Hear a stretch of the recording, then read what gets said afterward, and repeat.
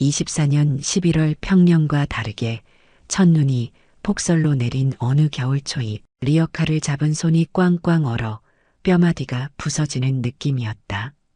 가로수길도 새하얀 겨울 왕국이 되어버려 차들도 움직이지 못할 지경. 몸은 이상 신호를 보내온다. 눈앞에 보이는 매장으로 들어가 따뜻한 물 한 잔만 마시려고 한 건데 죄송하지만 다른 데로 가주세요. 여기는 고급 매장이라고요. 이러시면 경찰을 부를 수밖에 없어요. 그녀의 말투에는 노골적인 경멸이 묻어 있었다. 주변 매장의 직원들도 이 광경을 지켜보고 있었지만 누구도 나서지 않았다. 오히려 몇몇은 수군거리며 조롱 섞인 시선을 보냈다. 착잡한 마음과 화나는 마음이 들지만 어쩔 수 없었다. 이게 작금의 대한민국의 현실인 것을. 나는 오늘도 여느 때처럼 가로수길을 천천히 걸었다. 손수레에는 조금씩 모은 폐지들이 쌓여 있었고 찬 겨울바람이 내 뺨을 스쳤다. 이 거리는 내가 태어나고 자란 곳이었다.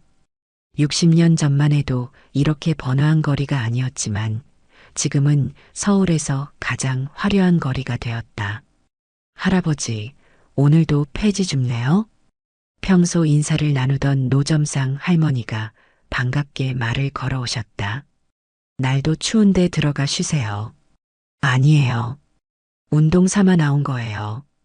매일 아침 이 거리를 돌며 폐지를 줍는 일은 내가 스스로 택한 일이었다. 은퇴 후에 집에만 있자니 답답하기도 했고 이렇게 돌아다니다 보면 이웃들도 만나고 이야기도 나눌 수 있었다. 추위가 심해져 잠시 쉬어가야겠다는 생각이 들었다. 근처의 한 명품 매장으로 발걸음을 옮겼다. 매장 문을 열자 따뜻한 온기가 느껴졌다. 잠시 물 한 잔만 마실 수 있을까요? 매장 안으로 들어서자 한 젊은 여직원이 나를 위아래로 훑어보더니 노골적으로 인상을 찌푸렸다. 여기는 카페가 아닙니다. 차가운 목소리였다. 마치 벌레라도 보는 듯한 그 눈빛이 가슴 한켠을 아프게 찔렀다. 잠시만이라도. 손님, 여기는 명품 매장입니다. 근처에 편의점 많으니까 그쪽을 이용해 주세요. 결국 나는 아무 말도 하지 못한 채 매장을 나왔다. 찬바람이 다시 내 뺨을 때렸다. 한숨을 내쉬며 손수레를 잡았다. 세상이 많이 변했다고들 하지만 사람을 보는 눈빛만큼은 여전히 차가웠다. 서울에 폭설이 내렸다. 아침부터 거세게 쏟아지는 한방눈에 가로수길은 순식간에 하얀 세상으로 변했다. 평소 같았으면 집에서 쉬었겠지만 오늘은 꼭 나가봐야 했다. 어젯밤 주민센터에서 연락이 왔기 때문이다. 회장님, 혹시 금복이 할머니 요즘도 보시나요? 연락이 안 된다고 하네요. 금복이 할머니는 골목 안쪽에서 혼자 사시는 분이었다. 치매 초기 증상이 있어 늘 신경 쓰던 분이었는데 이런 날씨에 연락이 두절됐다니 걱정됐다. 이런 날씨에 무슨. 아내가 걱정스러운 얼굴로 말렸지만 나는 두꺼운 패딩을 꺼내 입었다. 여느 때처럼 낡은 작업복 차림이었다. 재력가의 모습이라고는 찾아볼 수 없는 소박한 차림이었지만 이런 모습이 더 편했다. 폭설로 버스도 제대로 다니지 않는 거리를 1시간 넘게 걸어 금복이 할머니 집에 도착했다. 다행히 할머니는 무사했다. 보일러가 고장나서 전기장판으로 버티고 계셨다는 걸 알고는 바로 업체에 연락해 보일러를 고치도록 조치했다. 아이고, 이런 날 찾아와 주고. 성훈이 너는 참. 할머니는 늘 그렇듯 내 진짜 신분을 모르셨다. 그저 동네 일 도와주는 성훈이로만 알고 계셨다. 그게 더 좋았다.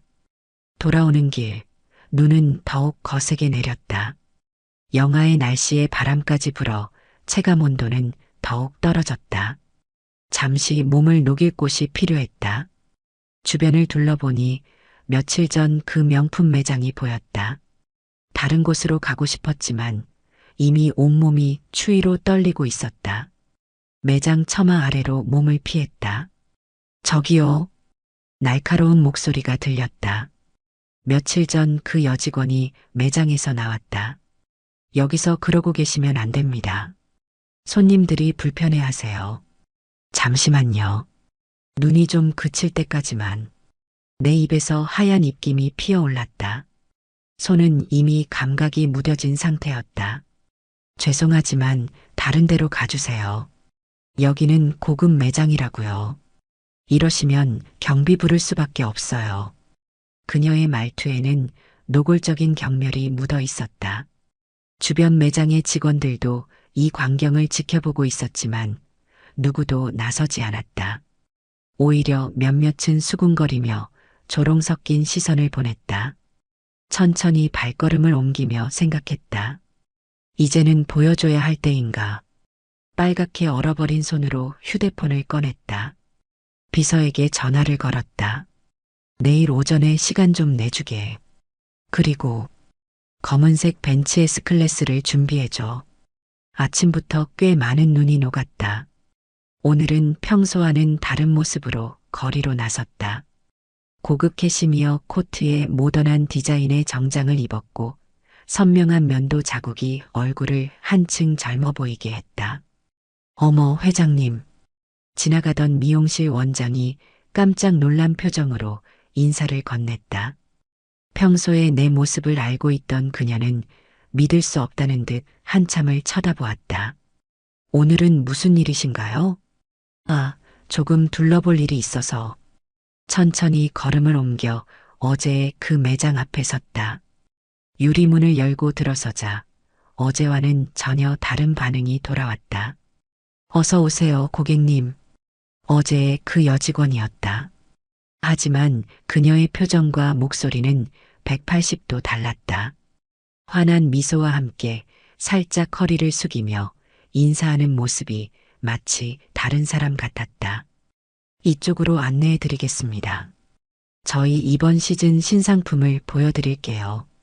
나는 묵묵히 그녀의 안내를 따랐다. 코트 한 벌, 구두 한 켤레, 그리고 가방까지 꼼꼼하게 골랐다. 총 2천만 원입니다, 고객님. 결제 순간 나는 잠시 망설이는 듯한 표정을 지었다. 죄송하지만 다른 직원분께 부탁드려도 될까요? 네. 아, 혹시 제가 불편을 드린 그냥 다른 직원분이 좋을 것 같아서요. 당황한 기색이 역력한 그녀의 표정이 어제의 그 차가운 시선과 오버랩되었다. 잠시 후 다른 직원이 와서 결제를 도와주었다. 카드를 건네면서 나는 천천히 입을 열었다. 어제 폐지 줍는 노인에게 물 한 잔도 안 된다고 하셨죠? 순간 매장이 쥐 죽은 듯 조용해졌다. 어제의 그 직원은 창백한 얼굴로 나를 바라보았다. 네, 그게 그녀의 목소리가 떨렸다. 나는 천천히 주머니에서 지갑을 꺼냈다. 그리고 그 안에서 낡은 명함 한 장을 꺼내 보였다. 사실 저는 이 건물의 주인입니다. 이 가로수길에 있는 건물 몇 채를 가지고 있죠. 순간 매장 안의 공기가 얼어붙었다. 다른 직원들도 손님들도 모두 놀란 표정으로 이쪽을 바라보고 있었다. 그래서 매일 이 거리를 돌며 청소도 하고 폐지도 줍고 이웃들도 살피는 겁니다. 내가 나고 자란 이 거리를 사랑하기 때문에. 잠시 말을 멈추고 주변을 둘러보았다. 어제의 그 직원은 이제 눈물을 글썽이고 있었다. 하지만 어제는 참 서글펐습니다. 이렇게 화려한 거리가 되었지만 사람을 보는 눈빛은 오히려 더 차가워졌더군요. 매장 안은 쥐 죽은 듯 조용했다. 나는 카드와 명함을 함께 건네며 말했다. 오늘 이 물건들 값은 제가 내겠지만 앞으로의 임대료는 한번 다시 생각해 봐야겠네요. 그 말에 매장 매니저로 보이는 사람이 급히 달려와 고개를 숙였다. 죄송합니다, 회장님. 저희가 잘못했습니다. 사과하실 필요 없습니다. 다만 앞으로는 좀 더 따뜻한 시선으로 사람을 봤으면 좋겠네요. 비싼 옷을 입었다고 해서 그 사람의 가치가 올라가는 건 아니니까요. 결제를 마치고 매장을 나서는데 누군가 뒤에서 달려왔다. 죄송합니다. 어제 그 직원이었다. 이제는 눈물을 흘리고 있었다. 정말 죄송합니다. 제가 너무 잘못했습니다. 그녀의 어깨가 흐느낌과 함께 떨리고 있었다. 어제 그 추운 날 밤새 잠도 못 이뤘습니다. 제가 왜 그렇게 못되게 굴었는지. 그런데 오늘 이렇게. 나는 잠시 그녀를 바라보았다. 젊은 나이에 명품 매장에서 일하다 보니 자연스레 물질적인 가치로 사람을 판단하게 된 걸지도 모른다. 눈물을 닦으세요. 이제 알았으니 앞으로 잘하면 되는 거죠. 지금이라도 물 한 잔. 괜찮습니다. 이제 집에 가봐야 할 것 같네요. 매장 앞에 검은색 롤스로이스가 대기하고 있었다. 운전석의 비서가 공손히 문을 열어주었다. 차에 오르며 뒤를 돌아보았다. 매장 직원들이 모두 나와 인사를 하고 있었다. 그 모습을 보며 씁쓸한 미소가 지어졌다. 어제와 오늘 같은 사람한테 보인 태도가 이렇게나 다르다니. 차가 움직이기 시작했다. 창밖으로 화려한 가로수길의 풍경이 스쳐 지나갔다. 돌아가는 길에 복지관 들렀다 가지. 비서에게 말했다. 오늘 산 물건들은 그곳에 기부하기로 마음먹었다. 누군가에게는 한 달 월급보다 비싼 물건들이겠지만 나에게는 오늘의 교훈이 더 값진 것이었다. 세상이 참 많이 변했지. 입가에 쓴웃음이 맺혔다. 하지만 내일이 되면 나는 또다시 폐지를 주우며 이 거리를 걸을 것이다. 그게 내가 선택한 삶이고 이 거리를 사랑하는 방식이니까. 일주일이 지났다. 나는 다시 평소의 모습으로 거리를 걸었다.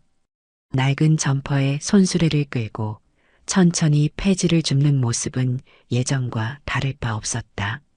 그런데 무언가 달라진 게 있다면 거리의 시선이었다. 할아버지, 이거 따뜻한 커피예요. 들고 가세요. 그날의 그 명품 매장 직원이 종이컵을 들고 나왔다. 이제는 마주칠 때마다 반갑게 인사를 건넨다. 저기 카페에도 말씀드려놨어요. 추우실 때 들르시라고. 그녀의 말에 고개를 끄덕였다. 변한 건 그뿐만이 아니었다. 거리의 다른 가게들도 조금씩 달라지기 시작했다. 길에서 폐지를 줍는 노인들에게 따뜻한 물 한 잔을 건네기도 하고 잠시 쉬어갈 자리를 내어주기도 한다. 할아버지, 이것 좀 드세요. 빵집 주인이 각 구운 빵을 건네며 말했다. 요즘 이 거리가 조금 달라진 것 같아요. 따뜻해진 것 같달까?